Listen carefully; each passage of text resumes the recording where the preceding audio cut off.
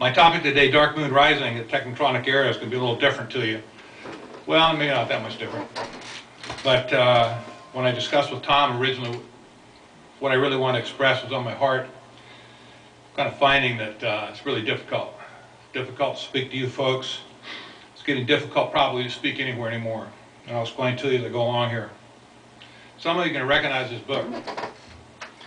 Between Two Ages, America's Role in the Technetronic Era.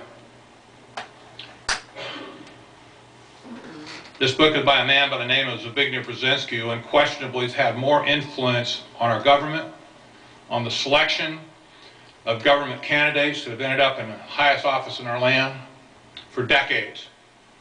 And he wrote this book in 1968, went through a few publications, became very popular amongst the global elite in 1971, 72. And I want you to notice the title, Between Two Ages. America's Role in the Technetronic Era. You get the idea there's transition here. Old age, new age. Something was before, something's coming in the future. And what's coming, the idea here is, what is America's role going to be in the Technetronic Era? That's what's coming. In his mind back then, that's what was coming, this Technetronic Era. And I don't think I'm not going to even try to give you a philosophical lecture on what the Technetronic Era is. In fact, I'm going to talk a little bit less about everything. You know, if Barry Goldwater was here today, if he's still alive, he would be here at this conference. You know that? Anybody remember Barry Goldwater? Raise your hand if you know Barry Goldwater. I'll tell you what, in my opinion, he was the last great statesman that America had. And I say great statesman. He bucked at just about everything he came across. The guy was absolutely amazing. He was like Ron Paul on steroids back in those days. Nobody took him, not nearly too many people took him seriously. But in 1979, he wrote a book called With No Apologies. I happened to be in Arizona at the time, and I was aware of this book being published. He wrote in his book, quote, "The Trilateral Commission is international and is intended to be the vehicle for multinational consolidation of the commercial banking interests by seizing control of the political government of the United States. The Trilateral Commission represents a skillful, coordinated effort to seize control and consolidate the four centers of power: political, monetary, intellectual, and ecclesiastes," close quote. Barry Goldwater. You can buy the book, check it out. Still out there. Myself and my research partner back in those days, Anthony Sutton, wrote in our newsletter, you'll notice the date's 1978, "Trilaterals have rejected the U.S. Constitution and the democratic political process, and their objective is to obtain wealth of the world for their own use under the guise of public service, and to have ultimately a one-world socialist government with them in control." 1978. That's fine, thank you. 1978. Folks, that's 31 years ago. I cannot tell you how tired I have gotten of saying this, telling this message over and over and over again. This is their logo. If you look closely, you can see the 666 coming out of this rascal. And now, instead of talking anymore, I want to give you a little slideshow. I want to show you some of the people that are involved. You'll recognize some. Members of the Trilateral Commission.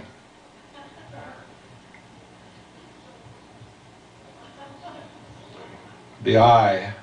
He had the eye. Global warming. Remember these two? Some of you older people will remember them for sure. They were partners in crime, both members. Remember? You say, who is that? That's an aged Madeleine Albright. Remember? Gasp. Timothy Geithner. Remember? You recognize the gentleman on the left? Robert Rubin. Recognize the gentleman on the right. Paul Volcker, Chairman of the Fed. There he is again. Robert Rubin on the right. Volcker on the left. Who's in the middle? The guy in the middle is not a member. Who's on the left? George Shultz, former Secretary of State, member. Who's on the right? Henry Kissinger, member. Who's in the middle?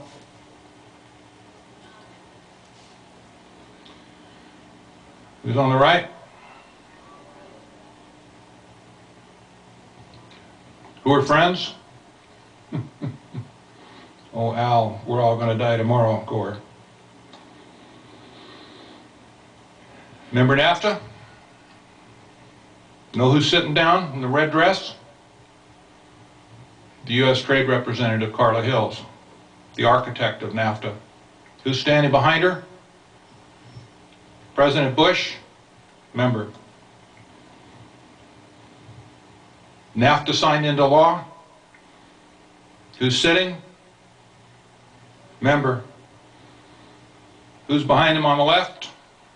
Yeah. Who's behind him on the right, directly behind him? Ernesto Zedillo, member. Member. From Mexico, president. How about a little press support for your friendly neighborhood trilateral? Charlie Rose, member. Chief editor of Newsweek, member. Uh-oh. Trouble. We're all socialists now. Who read that article? You should go get it if you haven't read it, folks. Just came out. Time magazine. Paul Volcker. Washington Post. Direct trilateral representation. Wall Street Journal. Chief editor, member. U.S. News. President's member. Here's a few companies. Corporate representation on the Trilateral Commission. This is where the money goes, folks. You follow the bailout money. You follow the hanky-panky deals where our treasury's been sucked dry over the last 25 to 30 years, and you'll find it flows generally in the direction of these kind of companies. It's not exclusive. Just look around. Who do you recognize? Ford Motor, okay. General Motors is not in here. They've been busted. Chrysler not in here because they got sold to Fiat. Chairman of Fiat is a member of the Trilateral Commission. World Bank presidents appointed by the U.S. President. This is the engine of globalization. These are all the members, or all the World Bank presidents since 1968. How many have been members of the Trilateral Commission? That many. You can start doing the odds here, do the math. U.S. trade representatives, the ones that do all the deals, all the agreements and treaties and stuff on behalf of the president that somehow tend to skirt the Congress, or the Senate at least, like they're supposed to be passed through for passage. Here they all are from 1977. Robert Strauss, of course, entered into the Carter administration. How many were members of the Trilateral Commission? Just many. Whose policies did they implement? Secretaries of State. Feast your eyeballs. All members of the Trilateral Commission. This is a shocker. David Rockefeller in his memoirs, 2002. He's an old man, by the way. He said, he wrote, President Reagan ultimately came to understand Trilateral's value and invited the entire membership to a reception at the White House in April 1984. Of course, George Bush, H.W. Bush was his vice president. And lastly, I'll show you Obama's trilaterals. 12 so far, and he's not even 1 year into his presidency. 12. Timothy Geithner tops the list in my mind. You'll notice that the ambassador to the United Nations, Susan Rice, that's an important position for the global take on things. You'll notice that the three national security individuals, General James L. Jones, the National Security Advisor, the Deputy National Security Advisor, Thomas Donilon, and the Director of National Intelligence, Admiral Dennis Blair, are all members of the Trilateral Commission. Now, just put this in perspective. The President is surrounded by people, very few number of people. The three intelligence people that filter 100% of what gets to the President's ears are members of this group. Whose policies are they executing? Whose policies are they recommending? Can anything get through the screen of these people to the President's ears? Then you notice down below that there's a bunch of people in the State Department. Kurt Campbell, James Steinberg, Richard Haas, who's also the president of the CFR, by the way, Dennis Ross, Richard Holbrooke, Robert Hormats was just recently, just a couple of weeks ago, appointed Undersecretary of State. The special envoys are the people in the State Department that go out to hot areas in the world and negotiate settlements and stuff amongst whatever's going on. Okay, these are the key people. Robert Hormats, as Undersecretary of State for Agriculture and Trade and so on, is going to be the chief envoy now and policymaker for China, for India, and for a couple of other countries as well that are important. Hillary Clinton is not a member of the Trilateral Commission, but Bill is, you see. Who owns the State Department? Who makes foreign policy? Whose policy is it? Now, I'm going to suggest to you, if you don't already know, this organization is global in nature, the Trilateral Commission. 87 people are from the United States. The balance of the 300 are from Europe, from Japan, from the Orient, actually a few from China, Mexico, a couple from the Mideast. America's in the distinct majority or minority of this group. 87 out of 300 is less than a third. And yet international consensus is reached with this organization. The policies are brought back by the respective members and implemented in the countries that the host country that they reside in. Robert Hormats, by the way, is vice chairman of Goldman Sachs. Just throw that in for, yeah. Brzezinski, the Technetronic Era. Okay, this is it. I'm going to describe to you now a little bit about the Technetronic Era. He wrote, the Technetronic Era involves the gradual appearance of a more controlled society. Such a society would be dominated by an elite, unrestrained by traditional values. Are you ready for this? For the Technetronic Era?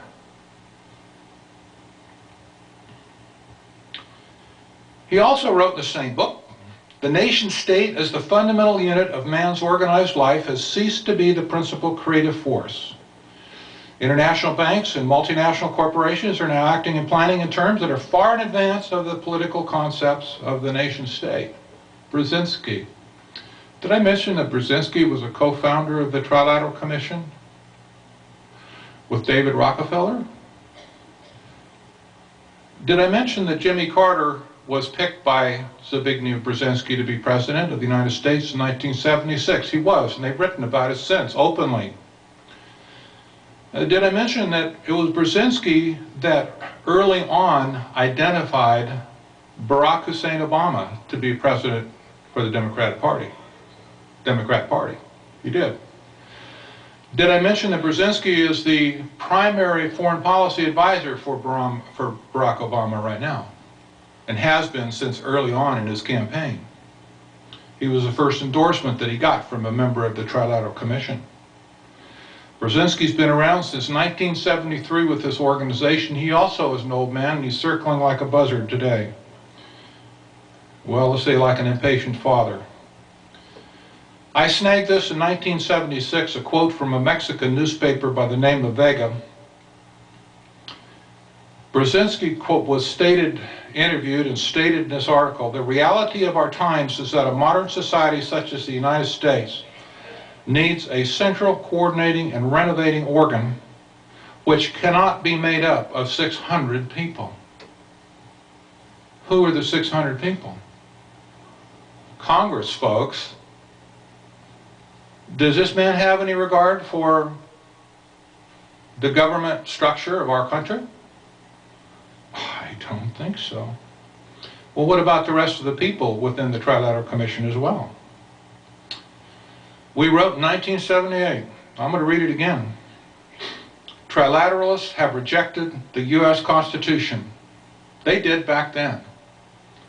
We've been reporting this for over 30 years, that they have rejected it. And yet, they have hijacked the executive branch of our government, and they have never let go. To this day, they have never let go, and they have control of the Obama administration right now. They rejected the Constitution and the democratic political process. And their objective is to obtain the wealth of the world for their own use, under the guise of public service, and to have ultimately a one-world socialist government with them in control. That's the end game. That's the end game. And folks, it's upon us right now. You cannot win a war against an enemy whom you do not know and cannot name. Now, I'm really proud of a lot of people in this group, probably just about everybody. I can't imagine anybody in this group I wouldn't be proud of. We have won a lot of battles. You understand that's true. It's an encouragement. We've won a lot of battles. But folks, we've been winning battles for 30 years. The problem still is we're not winning the war. And we're not going to win the war until we engage the right enemy. Because we can win all the wars you want. You can win all the battles that you want, but if we lose the war, we've lost everything. These people keep coming back, like they keep repeating, like I say, like a bad bell pepper that you ate. They keep coming back and repeating themselves. You get rid of one president, you get rid of one program, you get rid of this and that, whatever, and all of a sudden you turn around and 6 months later, here it is coming at you like a freight train from another angle. What happened? You're back in the battle again.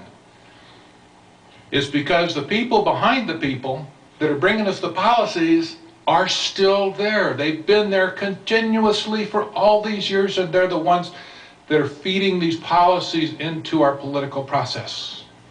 If we don't get rid of them, you can't get rid of the constant dripping that's tearing us apart.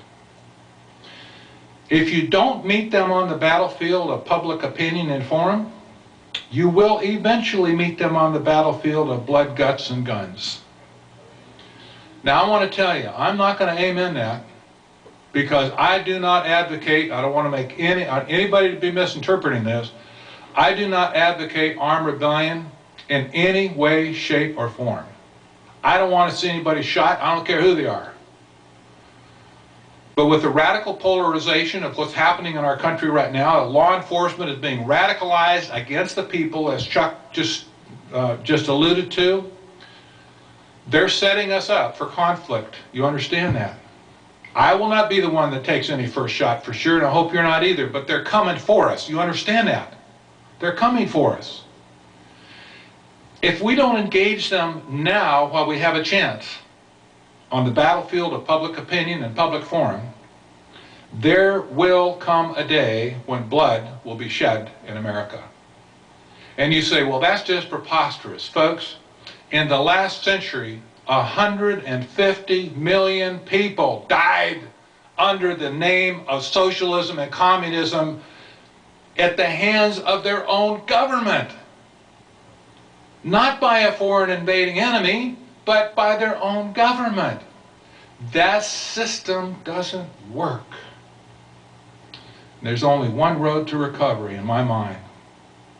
I'm sorry I've said this for 31 years. You're boring you again with it. There's only one road to recovery. Run the perpetrators out of town and bar their return to our nation. Number two, replace Congress with people who will refuse to let them return. strip the executive branch of unconstitutional powers. This sounds logical, but you know what? President Obama right now has no regard for our Constitution. You understand that? None. He is doing things today that is outside of the Constitution. Who's holding him accountable? The judiciary? The Supreme Court? The Congress? Who is going to hold him accountable for obeying the Constitution at all? Basically, he's just doing what he wants to do. He says, I don't care what it says. I'm going to do it anyway. Nobody's holding him accountable. If the executive branch is not recaptured by our country, that is by the people, and stripped of its unconstitutional powers, they will continue to use this as a sledgehammer against us. We must force Congress to perform all of its constitutional responsibilities, 100%. Taking back currency, taking back negotiating trade treaties, taking back tariffs, all of these things that have been usurped by these people in the Trilateral Commission over the last 30 years. And lastly, we need to restore states' rights. I'm not going to elaborate. Chuck has already done it. Lots of other people have done it. The battle is at the state level, and that's where it belongs. I want to suggest to you that August Review, which is my longtime publication, this is sad. It's the only authority on the Trilateral Commission on the internet. I have people tell me they're afraid even to get put on my mailing list because they might be identified. Folks, I know that's not you. You've already been identified. If you don't think you have, you're crazy. You're in the wrong place. They know who we are. So you know what? Get on the mailing list because you need to know this stuff. Secondly, I want to introduce you to August Forecast, which replaced Geostrategic Trends recently. And I'd invite any of you to come and receive a free bronze membership where you get the majority of our material and stuff. And I also have a show special of $79 a year. Normally it's $99 for my market forecasting service, which looks into the future, into the stock market, metals markets, currencies, and so on, which I've had a career at analyzing these things. And the August Forecast looks forward in time, and the August Review looks back in time and focuses on the Trilateral Commission. And I want to tell you, too, on the back table I've got a DVD of a speech I gave at Radio Liberty Conference last year. It was very similar to a speech on the Trilateral Commission and the financial crisis and so on. I will sell these to you in bulk, not even to make any money, just so you can take them home and show these DVDs to people and pass them out and stuff and get them wised up to who the enemy is. And that's all I'm going to say. I'd like to say, I could speak for hours on how these people have subverted our country into their own pecuniary interest. They have raped our country. They have pillaged our country. They have plundered our country. Do you understand? They have put trillions of dollars into their pocket that belongs to you and me. It's our money, not theirs. And yet, the Henry Paulsons of the world, the Timothy Geithners of the world, the Alan Greenspans of the world have taken the money out of our treasury, they've raided it, and they've given it to every Tom, Dick, and Harry multinational corporation on the face of the planet with impunity and no accountability. And nobody's gone to jail. Where's the sheriffs and where's the grand juries in this country? These people should be taken to jail. They should be indicted. They indicted the people at the top of Enron for, jacking around the state of California and a lot of other people. Somebody needs to indict these people too, folks. And except it's you, I don't know who it's going to be.